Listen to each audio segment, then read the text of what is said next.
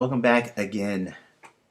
All right, what we're going to do in this video, we're going to talk a little bit more about the contextual menus, and we're also going to talk about modifying the interface preferences. All right, now when you open up your version of InDesign, it may look a little different than how we see it here. Um, let's say, for example, I like a very open and a light workspace. And in other words, when I look at it, you can see everything is like a light gray. And this is how I prefer. That's my preference. This is what I prefer. But let's say, for example, if you maybe you want a darker workspace where your focus, the page itself, is where your eye is drawn. So everything else is maybe darker. You might see that a lot in other Adobe applications like Photoshop and Illustrator.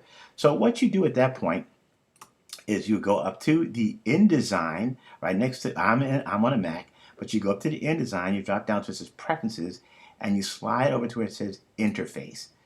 All right, and at this point, you're going to look at the very top. You're going to look at the appearance. Now, as you can see, I have mine all the way over. I like it light, but some folk like it dark. All right, so let's say I click on dark, and I'll say OK. And as you can see, everything else changes, of course, except for the page. And a lot of times, let's say, for example, many of you guys who are familiar with Photoshop, I know that many artists, they like to work with the darker interface. So again, your eye is pulled into the middle. So let's say we just keep it here just for this exercise. All right. So that's one of the things you can do when you modify your interface, and you're going to find there you have other options as well. Unit and increments and that sort of thing, pace. And we're going to get into all that in a couple of future classes. We're going to look at some of these other options as well. But for right now, I just wanted to show you how you can change the actual appearance, of InDesign when you want to work with it.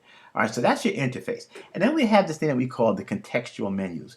So if you remember, the very first tool at the top, which looks like an arrow, is called the selection tool. And that's very, very important because everything that you're going to put on this page is the selection tool that's going to allow you to move things around. For example, if I go down here, there's a little frame with an X in it, and I'll put this here. All right. So now I have on this page, I have this frame right here, and I have this frame right here. And if you notice, this frame right here is a text frame, and the reason why I know that is because if I'm in the text tool, you'll see I have a flashing cursor, which means I can input text. So you know what, let's do that right now. I'm going to put in some text right here. I'm going to put in my name. All right, that is the instructor. All right, very good.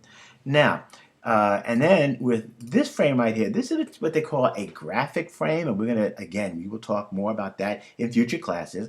But for right now, what we're going to do with this frame is we're going to give it color. So when I come over to this side right here, you're going to see there's a swatch panel, it says swatches. We'll click on that, and I'm going to give it my favorite color. I'm going to give the fill, change that to fill, my favorite color, which is magenta. All right, so I have these two frames on this page. All right, okay, so again, when I click on this with the selection tool, I can now move this object around. And this object, of course, is a text frame. I can move it around. And then when I click on this one, I can move it around. All right, but now once again, if you notice, when I click on the text frame, I click on it, you're going to notice in the menu bar there's a lot of information that appears that pertains to text. For example, as I have the text frame selected, you'll notice that you have up in the menu, you have the relationship where this frame is located, X and Y, and then you have the orientation. If I double click on it and now I actually highlight the text, now you'll see I have information about the text here.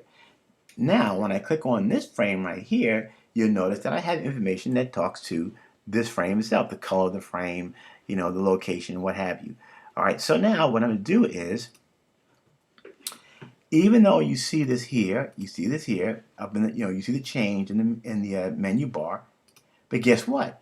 I can right click that and I can get information that pertains to it. Let me pull this up so you can see it.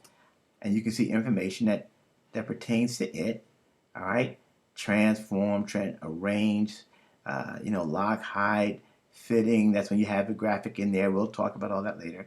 And then, of course, with this one here, I click here, and again, you get more information that pertains to it. All right, I'll pull this up so you can see that information. You have all kinds of information here. Some of it very similar, all right, but then some of it a little different.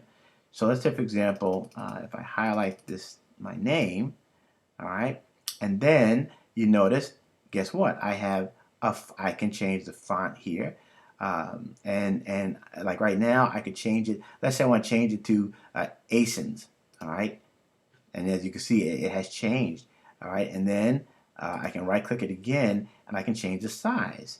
All right, I'm going to say right now it's a 12 point. I can make it 30 point.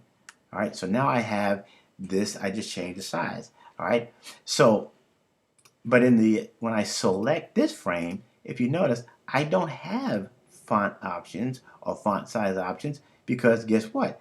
This is not a text frame. So basically, that's the difference between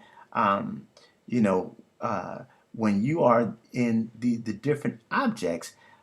You can find that information in the menu bars, okay, and then the menu panel, or the panel menus, if you will. But you can very quickly get corresponding information by just right-clicking on that object and then finding information that pertains to that particular object.